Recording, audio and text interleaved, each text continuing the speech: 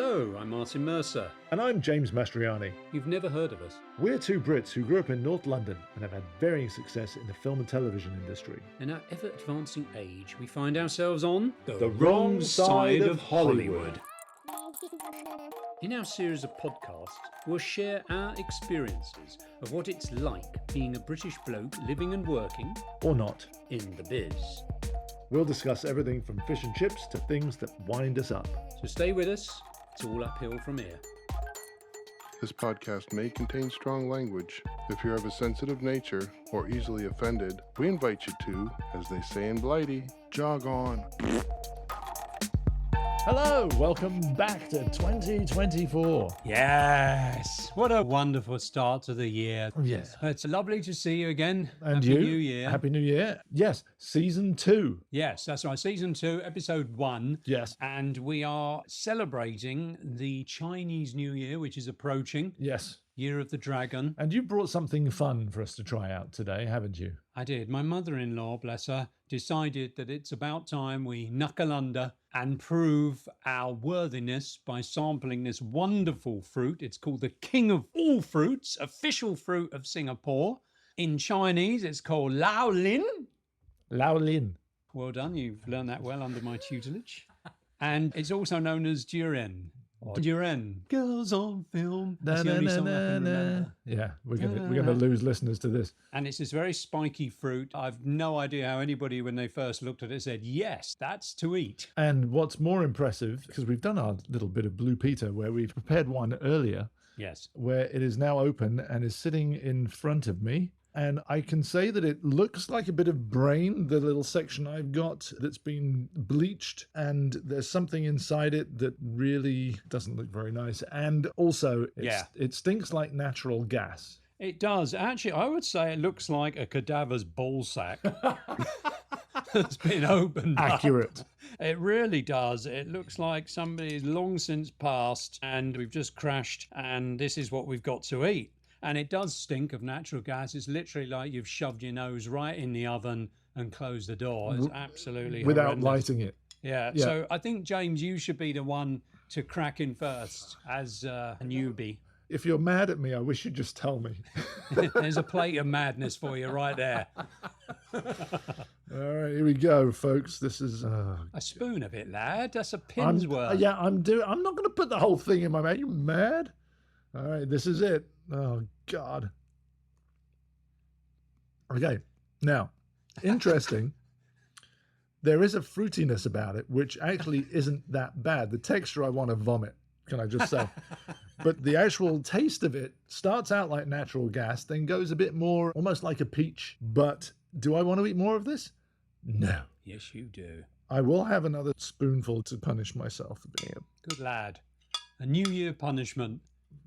I think it's still a bit frozen, isn't it? No, I think there's a pit in here or something. Oh, yeah. That's the gonad. All right. Tiny little bit on the... That's Duran's gonad. Simon Le Bon's balls. Yeah, I got to say, with all due respect, thank you very much for forcing me to try this. Glad I did. Can say I've done it now. Not doing it again. Yeah, but that's not cheap, James. You got to finish that. Now I'll give it to Sal. Okay. All right. Your I'm gonna turn. Okay, here we go. Oh, my God, it is absolutely fetid, isn't it? But you see what I mean It's about like the peach? custard soaked in petroleum with an eggy aftertaste. It's absolutely degrading. I'm so glad you got those Jaffa cakes standing by, James. Yep. Oh, well. Simon Le Bon's balls. Oh, my God. Oh, my God. You're a braver man than me. I do this for my mother-in-law. I'm committed to the relationship between me and your daughter. I love all things Chinese. Oh, my God, you are sick. Oh, my God. Would you like me to... It's beating me up on the inside. Oh, my God. Oh, I swallowed something there. That wasn't natural. I'm going to crack open the Jaffa cakes as a palate cleanser. Are you ready? Can't waste it. I've got to finish Simon's left. Have his right bollock as well. Oh, my God. I annoyed the wife earlier. Here, Martin. Have a palate cleanser. Oh, my God. You're going to need them. Dude, this is shrinkflation. Are we recording this? Yeah. These are what's left of the ones that you brought me from England at Christmas, or just before Christmas. Mate, I'm serious. They look like they were once Jaffa cakes. They've shriveled up, Yep. and they've ended up like this. Yeah. I cannot believe the size or lack of size of these. Yes, but they taste better than that disaster that we were just subjected Yeah, I to. need a good old British builder's tea. Oh, I've just stuffed one whole one in my mouth because they have shrunk. And I'm talking about the Jaffa so cake. theatrics to the bishop. Oh, dear. Anyway, so that's our food section. Dunk love. I don't know what we should call that. Punk love. That was just nasty, I have to tell you. And just a bit more information about it. It's actually banned from transportation in Thailand, Japan, Singapore, and Hong Kong. They actually have signs saying no durians over airports and hotels because they can't stand the stink. Are you sure it's not because they can be dropped from a great height and kill people? I know, it's nature's morning star, isn't it? It's unbelievable. Yeah.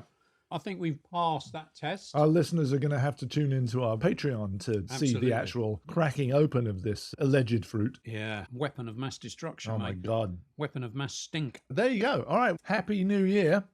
Yeah, and talking of New Year, Yeah. we should discuss entertainment because it was just the holidays. Yep. And I found myself going to see Godzilla -1, which was from Toho. Yep. Nothing to do with the legendary versions, which quite honestly suck, in my opinion. I don't think they do so. I mean, they're not as good, but they are in conjunction with Toho. I've been watching Monarch Legacy of Monsters on Apple TV, and it's a bit of a slow burn, Yeah. but it is good. And when I started watching it, and this was before I saw Godzilla -1, I went and watched the 2014 Godzilla versus Kong. Oh, God. And at the end of that, they go into the parallel Right. underworld. Right. And then in Monarch Legacy of Monsters, they actually set that whole thing up. Yeah. So- it's all well and good, but just to get a samurai sword and slice your argument Right. down. The thing is with G-1 is that you watch it, and I, for the first time in such a long time, I believed in that monster. When it arrives on the island, Yeah. and then when you see it in Ginza district, Right. the camera looks up at it and it's there, and I was like, oh my God, I'm feeling, and the music's like, bum, No, bum, it was bum. great.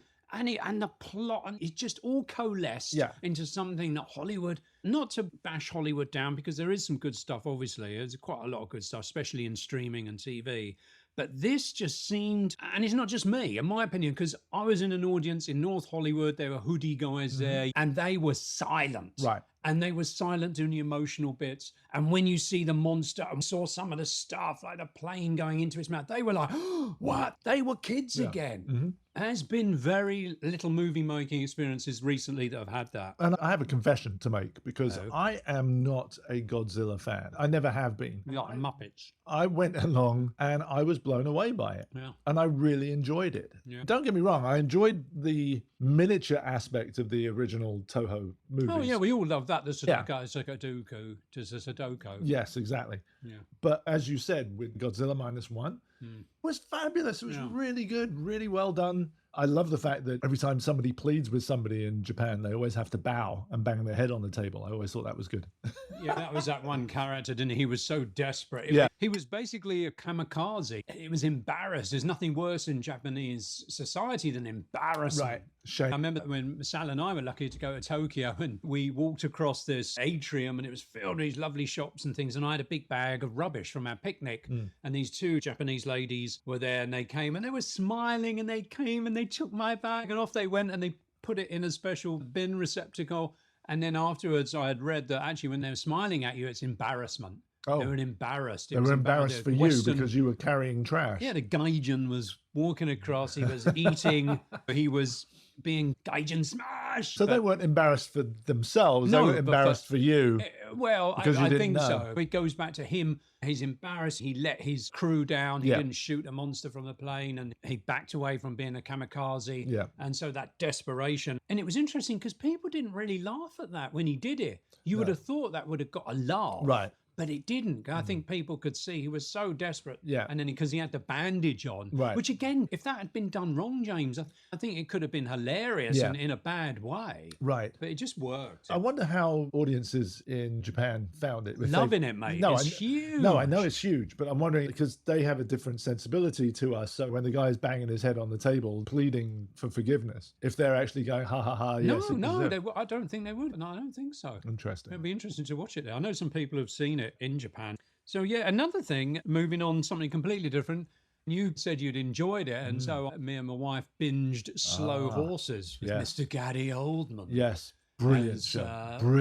Brilliant show. Yeah. I'm glad you finally got to watch it. And Sally grew to like it because you said you watched like the first couple of episodes and Sal didn't like it, so you didn't watch any more of it. Yeah. And then Monty and I were just telling you got to finish watching it. It's Yeah. great. And you binged 3 seasons of it. Oh, he couldn't stop. I Yeah. mean, it was just brilliant. His character and just seeing it in London and Yeah. seeing not the pretty parts of London either, some of the more Right. grotty aspects and the characters and the way it was directed as well, the direction of the scenes and the way it all joined together and the script was just really loved it. I had read somewhere that Gary Oldman had said to his agent, like, I'd love to do something where I don't have to sit in a makeup chair for 40 or 50 hours and I can just wear grotty clothes and all this kind of stuff. Yeah. And then he got a call from his agent and said, you're not going to believe this. I think I said that was an interview on YouTube. Right. And I saw that as Yeah. well. And that's what he said. He's done so many movies with makeup, like Yeah. Mason Verger. Right. He was in there for 4 hours doing that amazing makeup. So he's known for changing his appearance. Yeah. Even Sirius Black, he had Right. quite a bit of work done. And so this was, for him, it was just like, a bit of grease in the hair, Yeah. 30 minutes in makeup, boom, I'm done. That's fabulous. The same Mac, the same shirt. Such a great show. Yeah. Such a really good show. And I haven't read the books. I understand No. there's a whole bunch of graphic novels as well. Oh, is there? Yeah. Oh,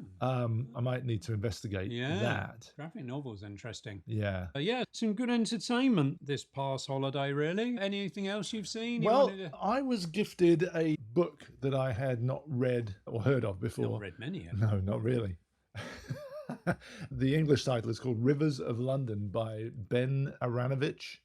Now, Ben Aranovich had written a few Doctor Who's in the 1980s. Oh, really? Yeah, and they called it a different title over here called Midnight Riot, I think is the name of the book. And there's a series of them. There's 9 or 10 of them.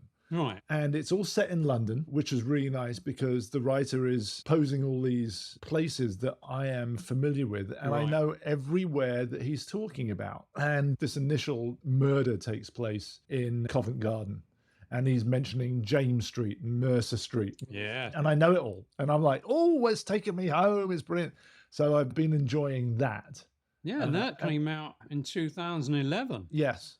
The novel centres on the adventures of Peter Grant, a young officer in the Metropolitan Police who, following an unexpected encounter with a ghost, is recruited into the small branch of the Met that deals with the magic and supernatural. Yeah. It's Ooh, that sounds like a sort of a great project for a streaming. exactly. Anyway, when I'm done with it, it's coming your way because you need to read it. It's Excellent. really good. I'm Oh, really that's great. enjoying it. It's funny you mentioned that. I'm actually reading a book by Orson Welles.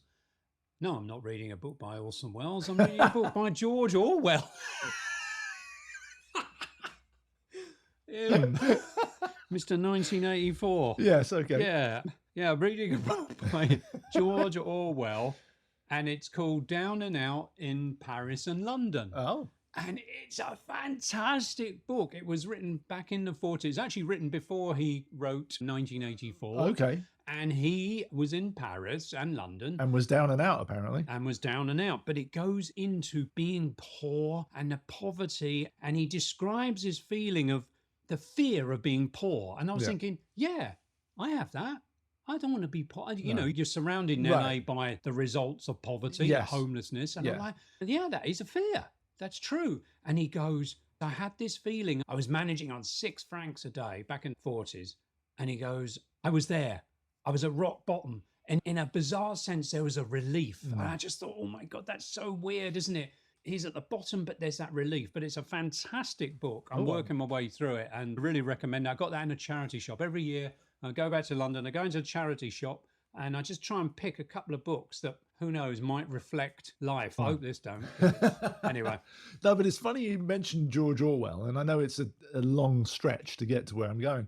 But the other day, a friend of mine posted on Facebook, he's watching a science fiction show, and one of the characters has a name tag that says Tuttle. Oh, really? Interesting. And then that led on to a whole back and forth of me and everybody else quoting lines from Brazil. Right. And I thought, you know what? I'm going to need to watch Brazil again. And I'm going to fess up to you. I started watching it the other day and I stopped watching it because I'm like, I have to watch this with Martin. Right. So we're going to need to watch it again because it's just brilliant. It is brilliant. And also what's so fascinating, it was, okay, we'd had the terrorists, the IRA in the 70s and 80s, but it deals with terrorism at the beginning and the consumerism and all this stuff that's just become... And ducts. And what? Ducts. Oh, ducks. Yes. I thought you said ducks. I was like, I don't remember ducks in there. But did you go with us? No. Oh, no. What? Did you visit the set? No. Right. Because going back to my past and then my mentor, George Gibbs, special effects supervisor, Oscar winner, Brazil. he did the physical mechanical effects for Brazil. And Richard Conway did the miniatures, the wonderful miniatures, the flying man. And actually recently on Instagram, I connected with Martin Gant. Okay. Who was a special effects and is, I still believe, a model maker and special physical effects guy. Let's get him on.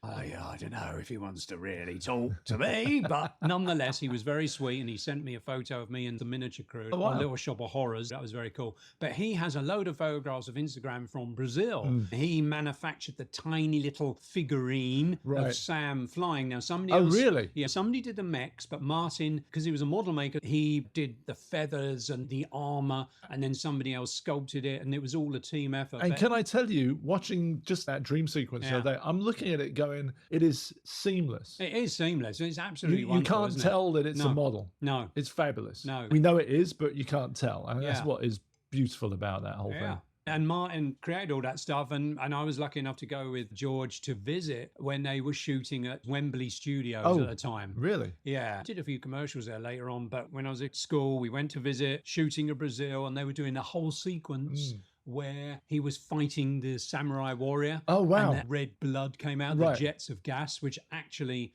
was red gas. They had to create this chemical to make a red jet of gas. Wow. Because, you didn't have CG back then. But yeah, Brazil, we'll have to check that out. Yeah, I think we should plan 2.5 hours and just sit in the dark. Yeah. I'll even put the subtitles on for you. Yeah, you're pounding your head. You No, have a headache. I still have a little bit of a headache, but don't worry about me. I'm fine. I do worry about you, sir, especially with this whole health insurance malarkey. Yeah, well... Now, talking about that, health insurance and all that, because it is a bit of a failure. And I think the idea of this episode was to deal with failures. It's the first episode of the new year, so why not look back on our failures? Let's start as we mean to go on, shall we? So, yeah, I'm looking at your notes here. Yes. And you've got past failures, Murphy's Mob, and then the curious subtitle of Cock Incident. Yes. So now, as you may or may not know, once upon a time, I was a paid-up member of British Equity as a child actor. Thank you, no photographs, please. And I had an experience of being a kid actor. I did a show called Murphy's Mob, McDonald's adverts, and so on and so forth. From a very young age of 12, I was on set. I was experiencing that whole world, which was wonderful. But I was doing this show called Murphy's Mob, and that was a very good experience.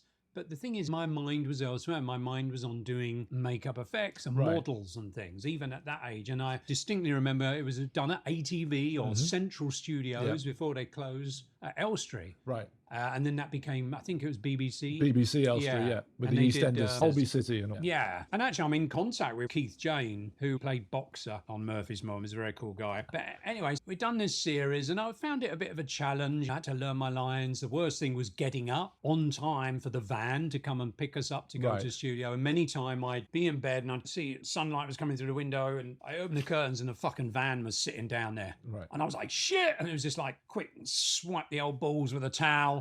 Clothes on, run downstairs, unlock the fucking door. And it was so bad. And we had a lady who looked after us. Her name was Mrs. Lee, and she was German. She goes, Martin, you keep getting late. You're so late. And so this all built up and it ended where I was getting very interested in makeup and I'd gone to the girls in the makeup studio downstairs and they'd given me mortician's wax and all this fake blood. Mortician's wax is what morticians use to build up people's ruined faces when they have a viewing. And it ended when I decided to make a severed phallus. I had everything there. I sculpted this shape of a cock. I Was it based on anyone in particular? Oh, I've not seen many. Yes, it was Winston Churchill's. He had a particular flurry around the collar. So I'd create this cock. It had blue veins in it and everything. And then I decided to put it in my jeans. And when they were doing the camera test, which is so everybody goes to lunch and they line the old cameras up. These are the old video cameras on the pedestal. And they line these up and they have the test cards. And so I edged my way in with this kind of severed cock and just edged my way in and just stood there waving it about. Unfortunately for me, director and everybody was upstairs looking at that. In the control booth. Yeah. Excellent. Yeah. So you can imagine a director and a control booth, and suddenly this pair of jeans comes in with this severed cock hanging out. Needless to say, conversations were had, and I was dropped from the series. You were They had a let's series go. 3 and 4, which they shot up north. And now they do say that they didn't choose us because it was up north and they'd have to stay up there, the kids. And so Keith Jane went and did it because they had left school. They were professional actors. But I always tied up my sort of acting failure with that incident and the fact that I was so focused on doing makeup and effects that I had an opportunity right in front of me that I blew, pardon the expression, by doing that. And there were things like we had a tutor as well. I remember me and my friend, we'd stuff a potato in her exhaust so when she tried to start a car. I made plasticine effigies of her filled with blood and I dropped them down the stairs of the studio. So you were very unhappy at this point. No, I had a great time doing that. They had a full set outside of Shakespeare's London. Oh, really? They had the Globe and the surrounding buildings, and I went down there for my lunch, and you could just hang out in the Globe. It was all fiberglass and fake, but it looked fantastic. What was the set of? It was the Globe. Oh, of the Globe. I'm sorry. Oh. I misunderstood you. I thought the set was in front of the actual Globe building and it was a different set. No. Okay. No. I Globe building now. didn't exist back then, you see. Yes. Yes. Okay. It had been knocked down many hundreds of years until they redid it on the south. Yes. Yeah. I'm with you. Anyway, it was a wonderful experience. And yet, because I guess the lesson was that sometimes in life, you're so focused, I want to do this, I want to do that. And there was a talent there and an ability, not to polish my own knob, but at the same time, here was this opportunity and I pissed it away. And that has been one of my biggest failures that I still think about because I think, I can't help it. What if I had done this? What if there's always the what if element to everything. No, absolutely. But did you do I Remember Nelson before or after? I did The Further Adventures of Oliver Twist. Yep. Which was obviously a continuation of Oliver's story. Yeah. I actually think they've done something recently based on that idea. And then before, my very first thing was I Remember Nelson, which was a fabulous experience because they built a massive full-scale replica of the HMS Victory, the deck, not the outside, just the deck, the gun deck. You were a powder monkey. I was a powder monkey. Yeah. My job would be to get the powder cartridges, run up to the cannon operators, and give them the powder cartridge and then get out the way before a cannonball took my head off or the cannons blowing backwards because recoiling, of the force. They did scenes of them running over people's feet and all kinds of gory stuff, which never made it because I was looking at that going, oh, this is great. This is exactly what I want to do, you know. How old were you when you were doing that? I was 12. 12 years old, yeah. And how old were you on Murphy's Mob? 16. 16. Yeah. The reason I'm laughing, people, is because Martin's making this very almost embarrassed look of thinking about what went down that he just discussed. It's amazing how you can still be embarrassed all those years later. But anyway, so that's my main failure. What about yours, James? Oh, I've had many, which, I'm not too happy about. Bitter. Definitely. Come on then, let's hear it. Well, I was producing an anime show and there's a process to it. And I had a good friend, ex-friend, who I thought was a good mate and was interested in doing this kind of stuff. And I went away to England for a holiday and left him in charge of 2 episodes. And when I got back, I found he screwed it all up. How did a Muppet screw this up? Well, there's a process to recording anime. You start with the footage, you edit that footage, you send it out to the writers, they write the script. If that is approved, then it goes into a record session and bring in actors who know their stuff and they record it. And because we had a budget that was designated by Hasbro in Rhode Island. Yes, quite literally. Yeah. They tell us, oh, we haven't got a budget for 50 or 60 actors. You can only have 10. So it's in our interest to hire actors who have a good range of characterizations and voices that we can utilize. That's me. That's me.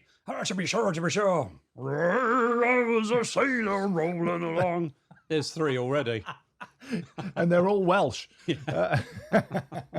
So we do that, and everything goes through a process. This was Japanese. So you had the Japanese footage, Yeah. and you put the American Yes. sensibilities on Yes, it. exactly. Right. So we had a process on how it was done, Yeah. and he was confident that he could do this, and I trust him because I've known him a long time. So Moni and I went off to England for a couple of weeks over Christmas, leaving him in charge, and there was nothing much to do on it. He just had to put a couple of extra tracks that we needed to redo. And came back, and he had not done that. And that's what it was. The scripts made no sense. The audio in the footage made no sense because he thought he was streamlining the process, but he left them out because, it didn't need it. I streamlined the design of that ship by leaving out the rudder and the propeller. Yes, and the hull, basically. And I lost it. I don't usually lose my rag, but I asked him, I said, why did you not follow the instructions? And he said, well, I thought, A, it didn't need it, and B, I just felt that I could improve on the process and just streamline it a bit better. And I said, how can you streamline a process that has been used for 60 plus years in the industry? You think you know better. I said, it's done this way for a reason. And it was sorted out eventually at great financial expense. Yes, and you completely got rid of him and learnt your lesson, James, and never use him again. And then 2 years later, I decided we were going to make a film together. Christ, man, honestly, I do tell you about these things and you don't listen. Well, that I think is a massive learning curve and my biggest failure, because not only did we start off making the film together, but things happened in my personal life. And he used that opportunity to basically abscond with said movie.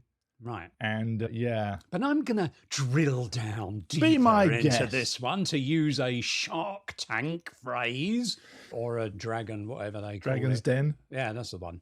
And I'm going to drill down because, now look, when I waved my prosthetic phallus in front of the cameras, there was nobody to look to but my dear self. Right. Look, you had an original script that was really cool, but it all kind of went pants because the writer or whoever wasn't quite happy, and so on and so forth.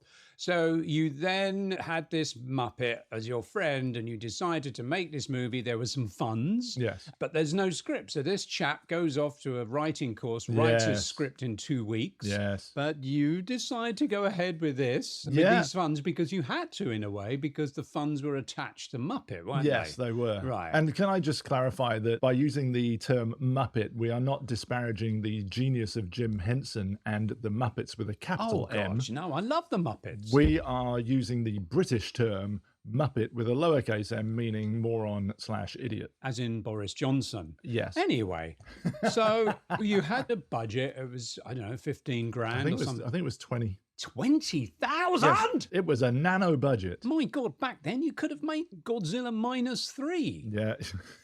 But the thing is you had 20 grand, you got a crew together, you got some big names, myself, and you got actors. And we pulled in tons of favors. I mean, you had a helicopter We had a shot. helicopter. It was. You had a helicopter shot. A helicopter. And no less. And you, thank you, Michael Sheen.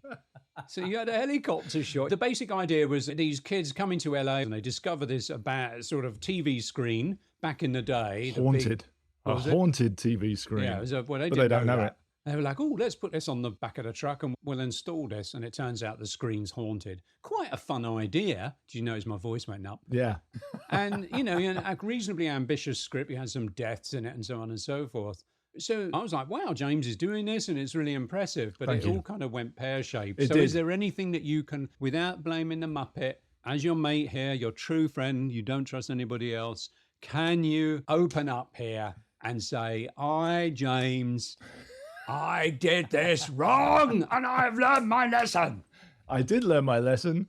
I think I possibly managed to salvage some dear friends on the original project that was supposed to be the film that we were going to make, Right. but we could never come to an agreement because The Muppet wanted to do things a certain way and wanted a business plan, but we were basically three friends going to make a film.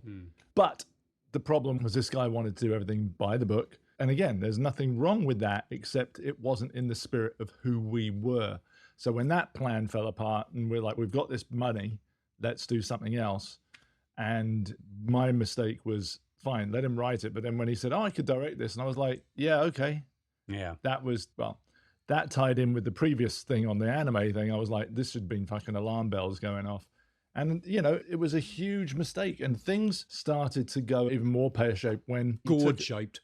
when he took a fancy to the lead actress that we'd hired. Yeah, that's right. I forgot. Yes. And then yeah. he was no longer returning my calls. Right. Sorry, I'd like to direct this film, but I'm too busy shagging. Yeah. Do carry on. Yeah. So things got a little strained at that point. You know, it's very difficult as a producer with a very limited crew when you can't talk to your director and say, okay, these are the props we have for tomorrow. Choose which ones you want to use. And he's not returning your call. And we have a 6 a.m. call time out in the desert.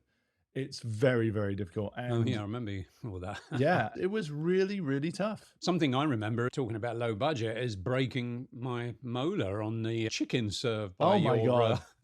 By the very cheap craft service. Yeah, I use that word again, loosely. very bad. And I phoned up my dad and was like, Dad, what can I do? My dad being a dentist, and he was like, okay, well, fly back to England. Fly back to England. It'll be cheaper.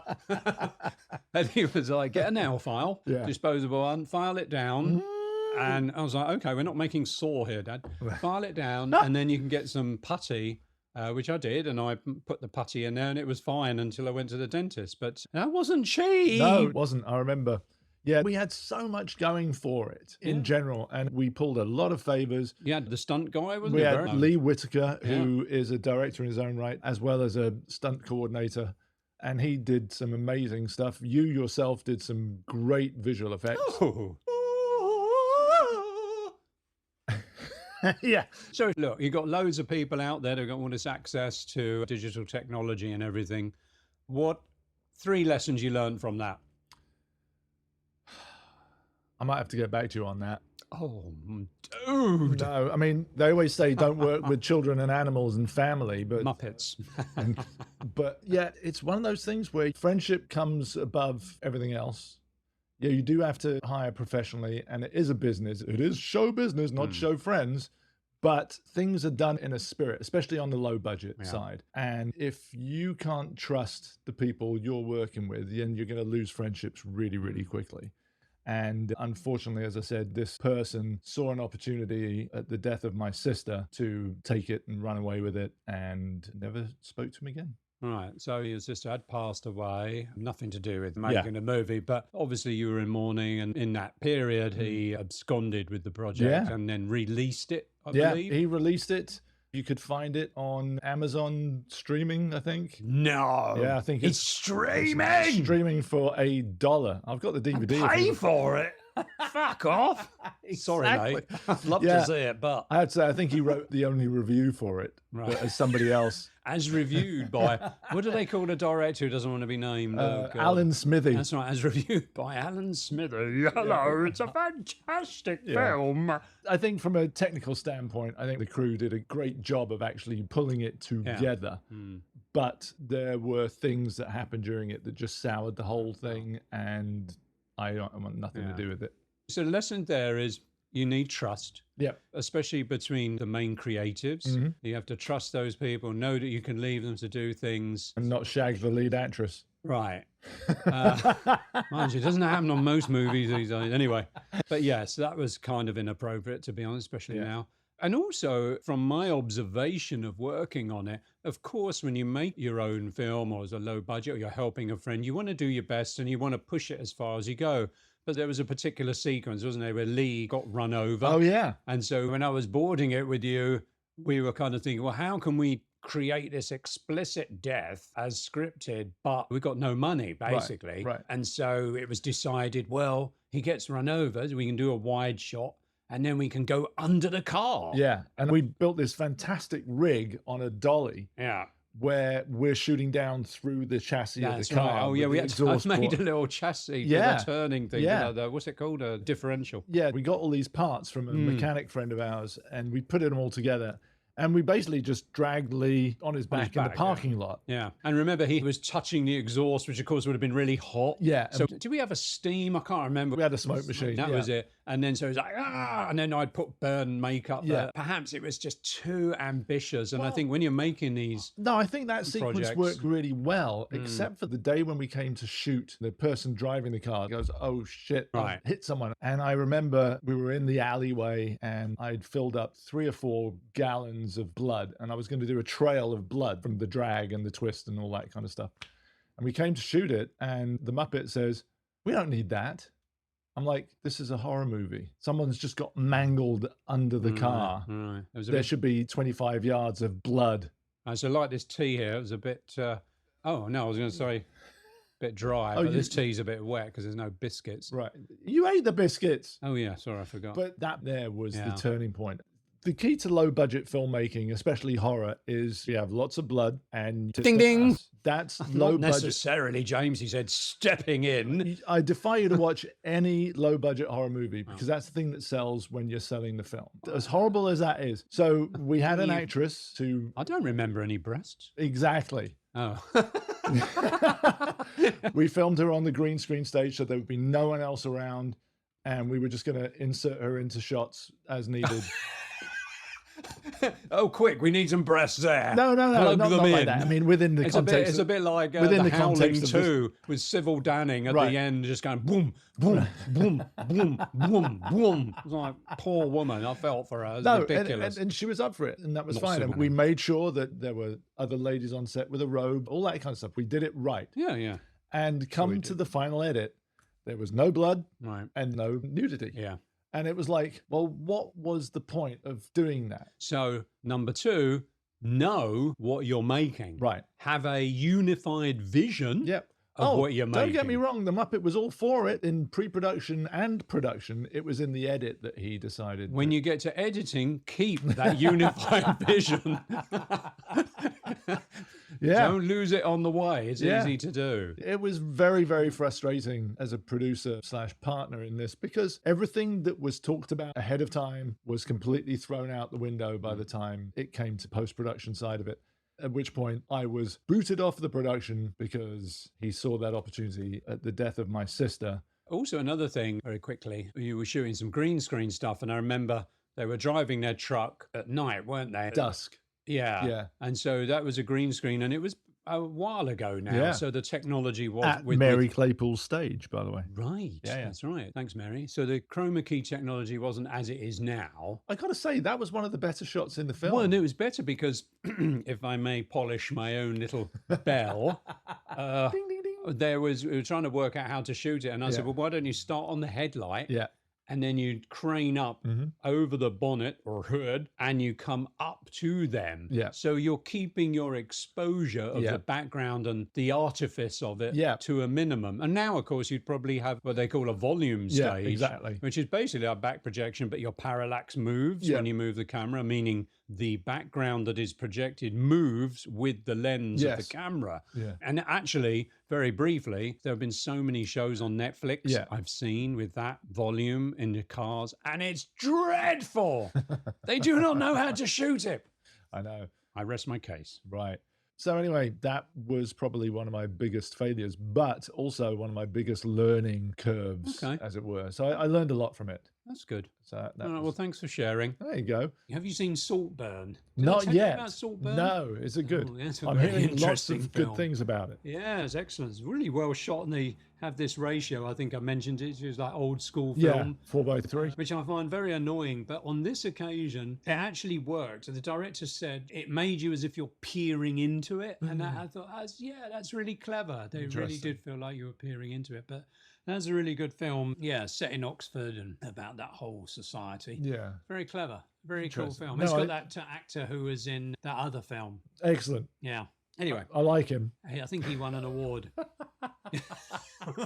Speaking of, we just had the Golden Globes, Yes. which I have to say was a bit meh. I didn't watch them. And then the Emmys are coming up. Oh, yeah. Now, one of my chums has watched the Emmys. Now, this particular chum, Oh, yes. I've known for many years. Longer than me. No. There you go. But we both started at Image together, I think, on Nightbreed. Oh, wow. Okay. I think, or maybe he was there a little bit before.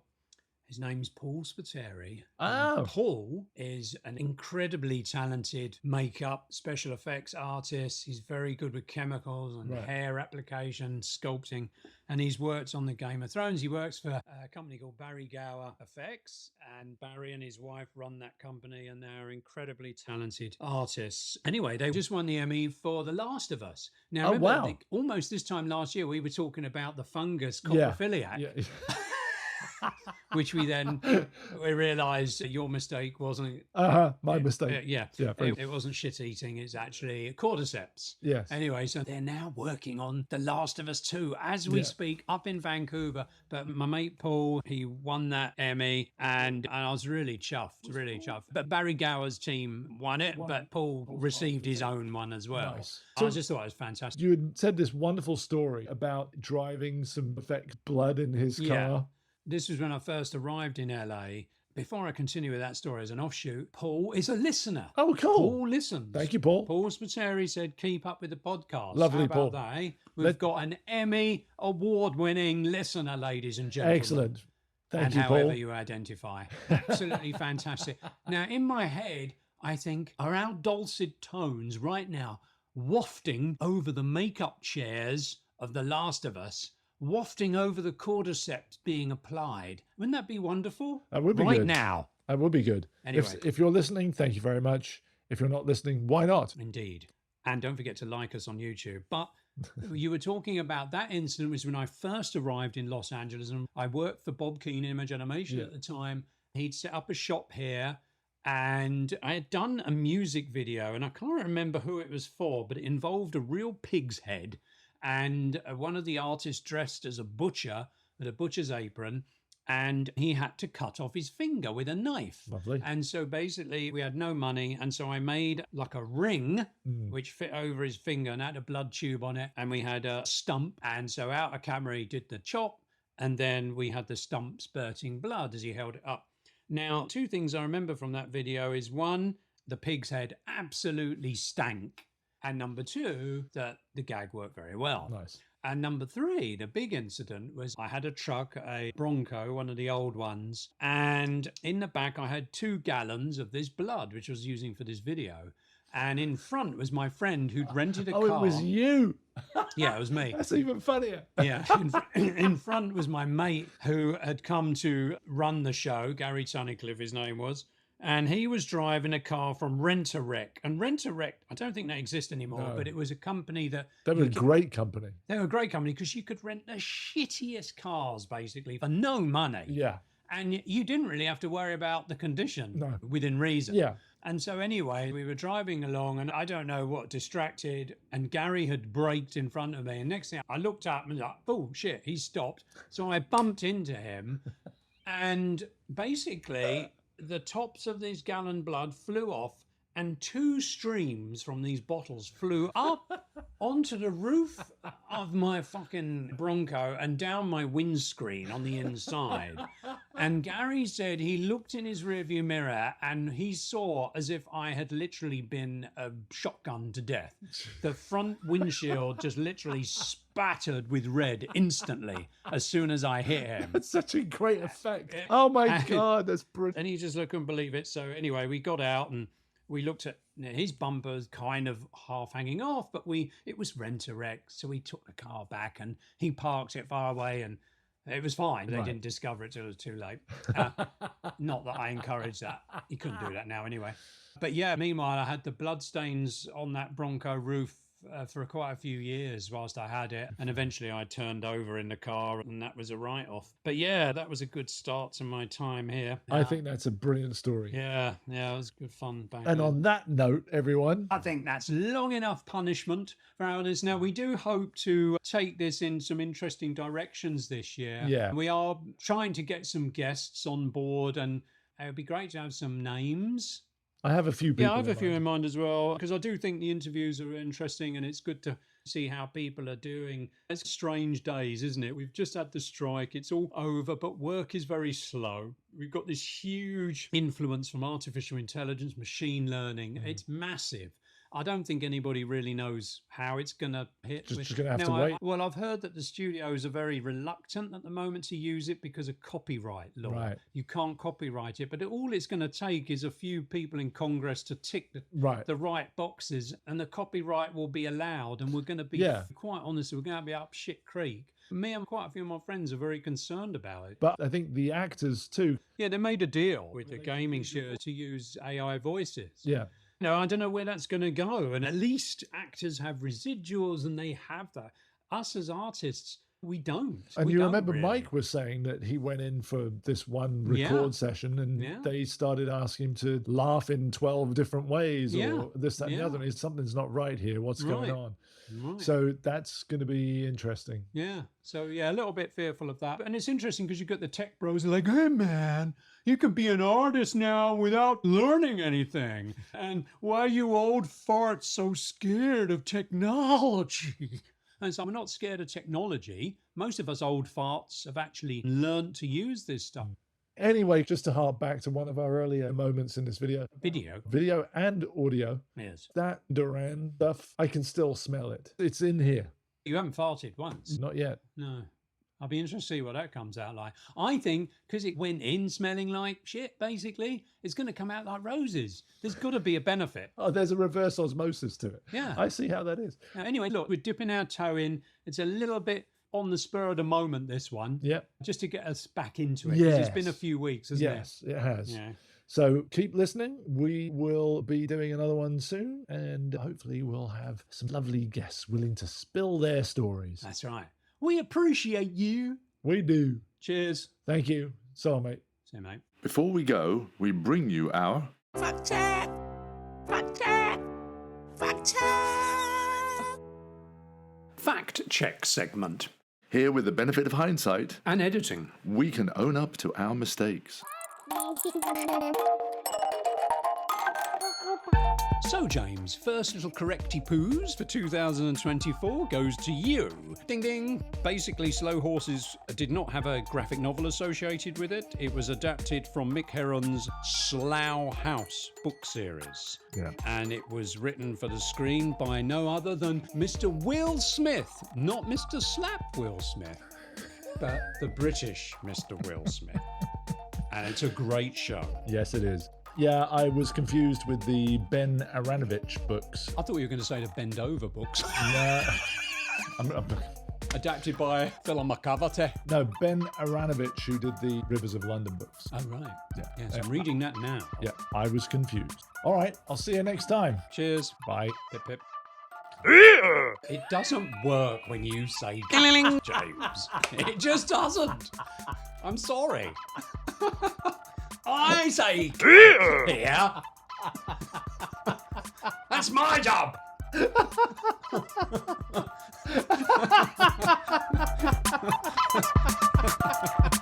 Thanks to our dear listeners like you, the Wrong Side of Hollywood podcast is made possible by donations from our Patreon members. Whether it be a one-off or a generous monthly contribution, why not consider heading over to patreon.com/The Wrong Side of Hollywood. There you can become a member and have access to behind-the-scenes videos and other exclusive content.